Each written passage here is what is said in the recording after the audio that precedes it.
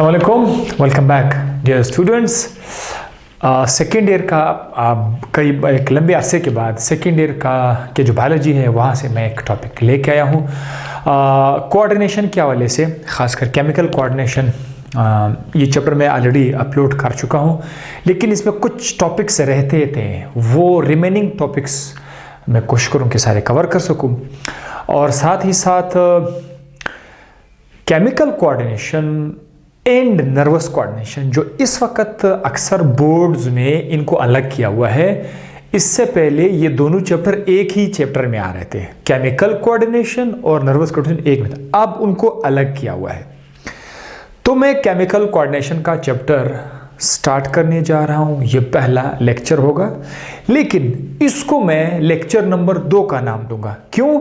क्योंकि इससे पहले एक लेक्चर 2 साल पहले रिकॉर्ड हो चुका है, 1.5 साल पहले रिकॉर्ड हो चुका है, वो है कोऑर्डिनेशन। वो सिर्फ कोऑर्डिनेशन पर है, तो मैं चाहता हूं कि आप वो भी देख ले। उसका नाम है लेक्चर 1, सिर्फ कोऑर्डिनेशन पर है। उसके बाद ये होगा केमिकल कोऑर्डिनेशन।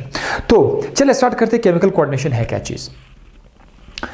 देखिए, हमारे जिस्म के अंदर एक पुर्जा, एक पार्ट दूसरे पार्ट के साथ मिल के काम करते हैं। कोऑर्डिनेशन है हमारी बॉडी के अंदर। जिस तरह कई एक जगह पर कुछ लोग मिल के काम करते हैं और वो लोग आपस में मिलकर मशवरे के साथ काम कर रहे हैं, उनको बाकायदा एक प्लान मिला हुआ है कि फलानी शख्स ने ये करना है, फलानी ये करना है, फलानी ये करना है। जब हर बंदा अपना अपना ड्यूटी करेगा तो at the end of time आप देखेंगे कि वो उन लोगों ने उस काम को बड़े खूबसूरत अंदाज से सरअंजाम दिया होगा।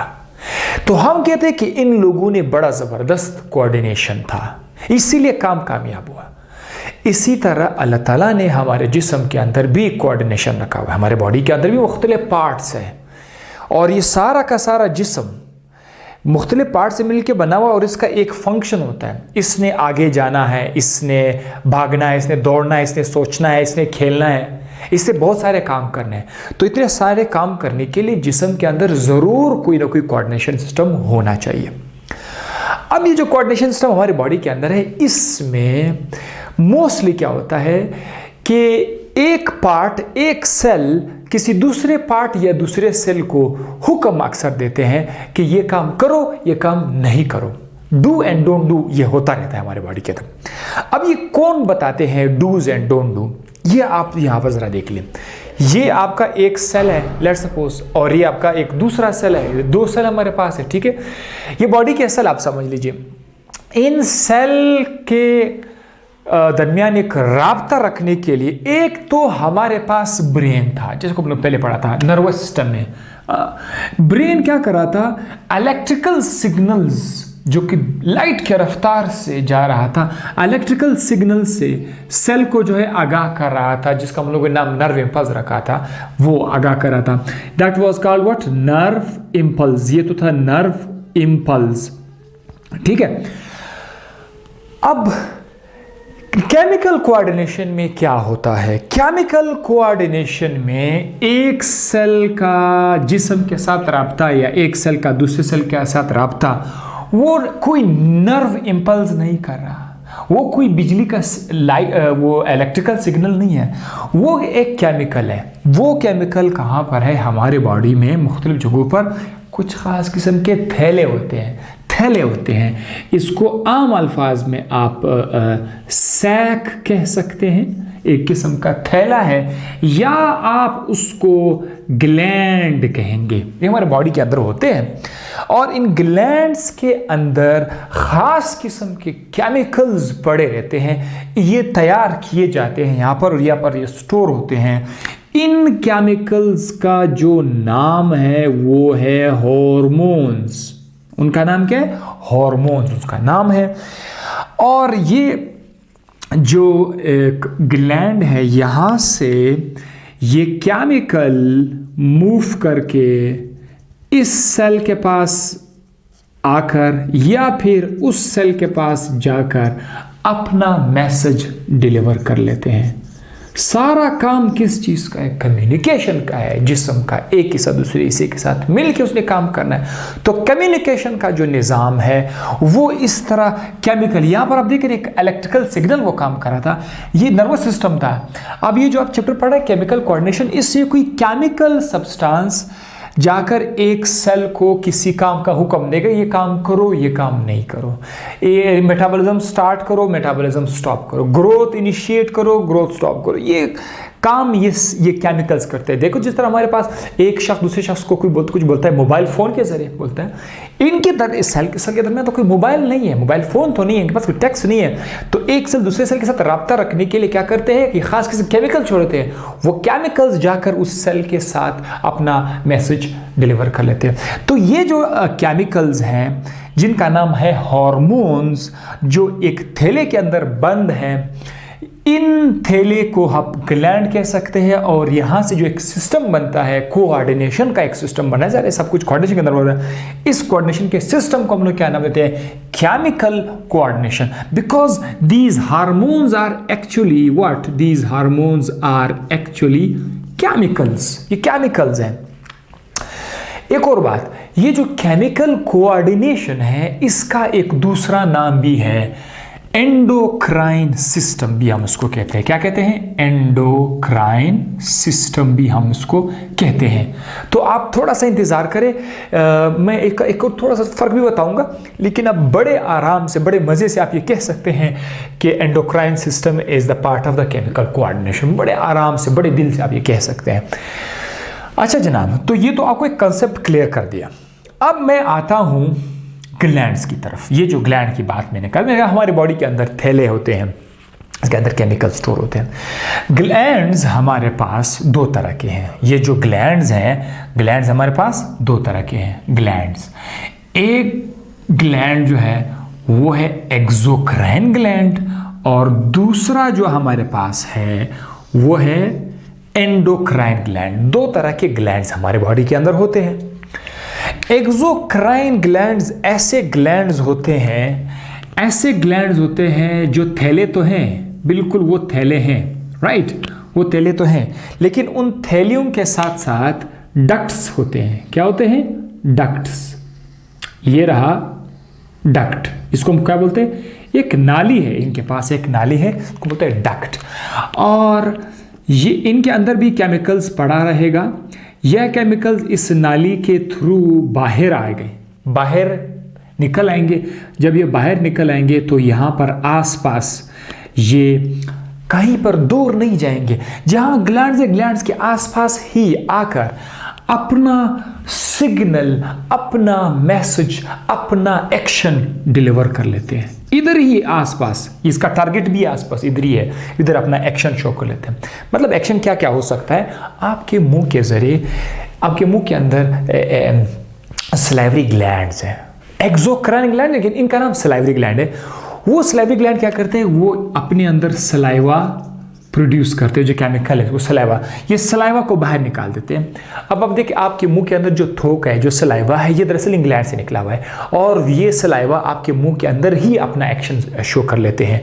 खाना आपने खा लिया, उसको गीला कर लेते हैं, उसको मॉइस्चर कर लेते हैं, उसको सॉफ्ट कर लेते हैं। खाने के अंदर अगर कोई जरासीम उसको किल कर देते हैं। इवन खाने के अंदर कुछ डाइजेशन भी शायद करते हैं। तो ये इनके अंदर एंजाइम भी है, इनके अंदर कार्बोनेट्स भी है, इनके अंदर प्रोटीन भी है, इनके अंदर वाटर भी, बहुत कुछ है, लेकिन ये यहीं पर आकर अपना एक्शन शो कर रहा है। So the most good example is a saliva. अब इसके अलावा ये एंजाइम भी हो सकते हैं आपके स्टमक में। कहां पर?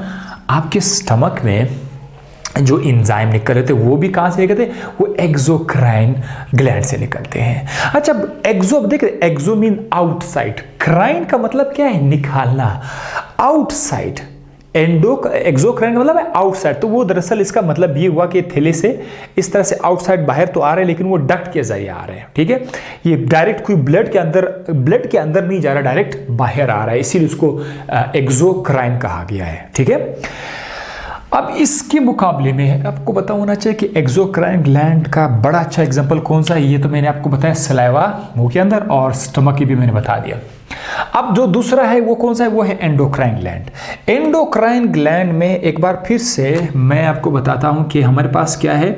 इसमें हमारे पास फिर से एक थैला तो है, लेकिन उस थैले के अंदर इस बार फिर से केमिकल्स हैं और इनके पास कोई डक्ट नहीं है। डक्ट नहीं है तो फिर क्या हुआ, डक्ट नहीं है, लिहाजा ये क्या करेंगे, ये ब्लड में इंटर हो जाएंगे। कहाँ पर इंटर हो जाएंगे, ब्लड के अंदर ही इंटर हो जाएंगे। और ये हमारे पास क्या है, ये हमारे पास ब्लड है, ठीक है, ये हमारा ब्लड है। तो ये ब्लड जो है ये दूर कहीं पर जाकर बॉडी में कहीं उधर नहीं कहीं और जगह पे जाकर यहाँ पर ये केमिकल क्या करेंगे, ये डायरेक्ट आउटसाइड को पावर नहीं करेंगे, ये पहले आ जाएंगे इसमें ब्लड के अंदर आ जाएंगे। ये आपका ब्लड है, ठीक है, उधर कोई ब्लड का जिक्र नहीं है, डायरेक्ट पावर। ये ब्लड के जरिए आकर दूर जाकर टारगेट उधर पहुंचकर कुछ सेल जरूर होंगे, कुछ सेल होंगे, ठीक है, वहाँ पर उनके उस सेल को अपना मैसेज डिलीवर करते। मैसेज तो इधर भी डिलीवर कर रहा था, एक्शन तो इधर भी था, एक्शन तो इधर भी है, एक्शन इधर भी है, एक्शन इधर भी वो कर रहा है, वहाँ पर भी एक्शन है। लेकिन इन दोनों में फ़र्क ये हमें नज़र आया कि एक तो उसके अंदर डक्ट है, इसके अंदर डक्ट नहीं है, और दूसरा उसके अंदर ब्लड का कोई कॉन्सेप्ट नहीं, इसके अंदर ब्लड है। उसका टारगेट ऑर्गन अक्सर नज़दीक था, इसका टारगेट ऑर्गन काफ़ी दूर है। मिसाल के तौर पर यहाँ पर ये हार्ट भी हो सकता है, दिल भी हो सकता है, ये आपका किडनी भी हो सकता है, तो ये आपका डाइजेस्टिव सिस्टम हो सकता है, ठीक है। तो कहीं पर भी ये बॉडी के अंदर ये हो सकते हैं। एक जगह पे हार्मोन बनेंगे, केमिकल्स बनेंगे, वो ब्लड के जरिए दूर जाकर अपना एक्शन शो करेंगे। इस वक्त इन केमिकल्स का नाम हम लोग क्या रख देंगे, इन केमिकल्स का नाम हम लोग रख देंगे हार्मोन्स। जैसे यहाँ पर केमिकल का नाम आपने एंजाइम रखा था, एग्जाम्पल सलाइवा था, यहाँ पर इसका नाम हम लोग रखते हैं hormones. Hormones, hormones only, hormones ही आप इसको कहेंगे, ठीक है। ये जो एंडोक्राइन ग्लैंड के अंदर जो है ये आपका हार्मोन्स है। और हमारे जिस्म में बहुत ज़्यादा एंडोक्राइन ग्लैंड से निकलने वाले हार्मोन्स है। हम आस्ता आस्ता भारी भारी उन एक एक ग्लैंड को, हार्मोन को स्टडी भी करेंगे, पढ़ेंगे भी, लेकिन आपका ये कॉन्सेप्ट आपके जहन में होना चाहिए कि हमारे पास ये हार्मोन है जिसमें मुख्तलिफ जगहों पर है, जैसे कि आपके ब्रेन के अंदर वहाँ पर मौजूद है, नेक के अंदर मौजूद है, ठीक है, और आप चले जाओ आपके डाइजेस्टिव सिस्टम के अंदर मौजूद है, ओवरीज, रिप्रोडक्टिव सिस्टम, सब के अंदर ये हार्मोन मौजूद है। अब देखें, अब यहाँ पर मैंने क्या लिखा है, व्हाट इज एंडोक्राइन सिस्टम। मतलब एंडोक्राइन सिस्टम क्या है, मैंने पहले तो कहा था कि केमिकल कोऑर्डिनेशन का दूसरा नाम एंडोक्राइन सिस्टम है। अब देखो एंडोक्राइन सिस्टम में आप जरा देखें, एंडोक्राइन ग्लैंड का जिक्र आ गया, एंडोक्राइन ग्लैंड्स। अब वो system, the system comprising of two things, दो चीजें, एंडोक्राइन ग्लैंड्स और हार्मोन्स, ये दोनों जब मिलेंगे तो उसको बोलेंगे क्या, endocrine system. So the system comprising of what, endocrine glands, जो एंडोक्राइन ग्लैंड्स है और जो हार्मोन्स है, इन सिस्टम को हम लोग कहते हैं एंडोक्राइन सिस्टम। अगर हमसे पूछा जाए कि एंडोक्राइन सिस्टम का फंक्शन क्या है, या अगर हमसे पूछा जाए कि केमिकल कोऑर्डिनेशन का फंक्शन क्या है, यहाँ पर लिखा हुआ है function of the chemical coordination, तो हम ये कहेंगे कि केमिकल कोऑर्डिनेशन का फंक्शन है क्या, राब्ता रखना बॉडी के अंदर, कोऑर्डिनेशन। इसके अलावा किस तरह राब्ता, किन चीज़ों में राब्ता, किन चीज़ों को ये कंट्रोल करते हैं, वो है metabolism and growth and secretion. Body के अंदर जो मेटाबॉलिज्म हो रहा है, चीज़ों की तोड़फोड़ हो रही है, एनर्जी प्रोडक्शन हो रही है, केमिकल रिएक्शंस हो रहे हैं, जाहिर है वो केमिकल रिएक्शन जब हो रहे होंगे तो उनको कौन कंट्रोल करेगा, ये आपका केमिकल कोऑर्डिनेशन कंट्रोल करेगा, ये आपका एंडोक्राइन सिस्टम कंट्रोल करेगा, ये आपके हार्मोन्स कंट्रोल करेंगे। इस तरह आपकी बॉडी के अंदर जो ग्रोथ हो रही होती है, बच्चा बढ़ रहा होता है, वक्त के साथ साथ बच्चे के अंदर जो ग्रोथ हो रही होती है, अच्छा वो जवान हो रहा है, उसकी दाढ़ी आ रही है, उसकी आवाज़ में चेंजेस आ रही है, ये भी किसका हिस्सा है, ये भी एंडोक्राइन सिस्टम का हिस्सा है। इसी तरह फीमेल के जिस्म के अंदर फीमेल कैरेक्टर का आना, जैसे कि हिप का वाइड होना, आवाज़ का पतला हो जाना, इसी तरह से फीमेल सेकेंडरी सेक्स कैरेक्टर का आना, ये भी इसी केमिकल कोऑर्डिनेशन एंडोक्राइन सिस्टम का और हार्मोन का इसमें हिस्सा आ रहा है। इसी तरह इसमें सिक्रीशन भी आ रहा है कि केमिकल कोऑर्डिनेशन में चीज़ें सिक्रीट भी होती है, वो भी आपको मैंने यहाँ पर भी बताया था, ठीक है, कि ये हार्मोन्स और हम लोग निकालते हैं, तो सिक्रीशन मोस्टली वो इसमें लाएंगे। और दूसरी बात ये कि एक हार्मोन जाकर किसी दूसरे हार्मोन को सिक्रीट करने में भी इसका बड़ा किरदार है। तो आई होप कि ये लेक्चर आपको यहाँ तक सारा का सारा समझ आ गया। मैं थोड़ा सा रिपीट करता हूँ, केमिकल कोऑर्डिनेशन को क्या है। केमिकल कोऑर्डिनेशन जिसमें एक हिस्से को दूसरे हिस्से के साथ मिलाने के लिए एक मिल के काम करने के लिए एक केमिकल्स का एक सिस्टम, इसका नाम है केमिकल कोऑर्डिनेशन। और केमिकल कोऑर्डिनेशन का दूसरा नाम क्या है? Endocrine system. फिर हम लोगों ने क्या पढ़ा था कि हमारे बॉडी के अंदर दो तरह के ग्लैंड्स होते हैं, एक था एक्सोक्राइन ग्लैंड और एक था एंडोक्राइन ग्लैंड। एक्सोक्राइन ग्लैंड जो है ये अपना सिक्रीशन को डायरेक्ट पावर करते हुए कोई ब्लड का यूज़ नहीं करते हैं, और एंडोक्राइन ग्लैंड जो है ये सिक्रीशन को कहाँ पर कर लेते हैं? ब्लड के अंदर ऐड कर लेते हैं। वैसे तो एक्सोक्राइन ग्लैंड और एंडोक्राइन ग्लैंड दोनों केमिकल कोऑर्डिनेशन का हिस्सा है, लेकिन जो एंडोक्राइन सिस्टम है इसमें सिर्फ आपका एंडोक्राइन ग्लैंड्स आ जाएगा, ठीक है। एंडोक्राइन ग्लैंड्स में आपका एंडोक्राइन सिस्टम आएगा, और या आपके साथ एंडोक्राइन सिस्टम एंडोक्राइन ग्लैंड्स आएंगे, ठीक है। तो ये हमारे पास एक फर्क आया केमिकल कोऑर्डिनेशन और एंडोक्राइन सिस्टम में, कि केमिकल कोऑर्डिनेशन एक बड़ा सा ब्रॉड टॉपिक है और एंडोक्राइन सिस्टम उसके अंदर एक टॉपिक है। तो endocrine system is a system of endocrine glands and hormones. Overall exocrine gland और एंडोक्राइन ग्लैंड ये दोनों हमारे लिए केमिकल कोऑर्डिनेशन लाएंगे, और केमिकल कोऑर्डिनेशन हमारे जिस्म में फंक्शन क्या करते हैं? मेटाबॉलिज्म, ग्रोथ एंड सिक्रीशन, ये सब के सब हमारे जिस्म में ये करते हैं। आई होप ये लेक्चर समझ आ गया होगा, ऑफ कोर्स समझ आ गया होगा। अगर समझ आया हुआ है तो हमें चाहिए लाइक्स। लाइक हमेशा की तरह मैं कहता हूँ ये हमें करेज देने के लिए है, ये मज़ीद हमें मोटिवेट करते हैं कि मज़ीद वीडियोस बनाइए। और सब्सक्रिप्शन ये आपके लिए, आप सब्सक्राइब करोगे तो हर आने वाले लेक्चर में सबसे पहले आपके मोबाइल पर नोटिफिकेशन आ जाएगी। अपनी दुआ में याद रखिएगा। अल्लाह हाफिज़।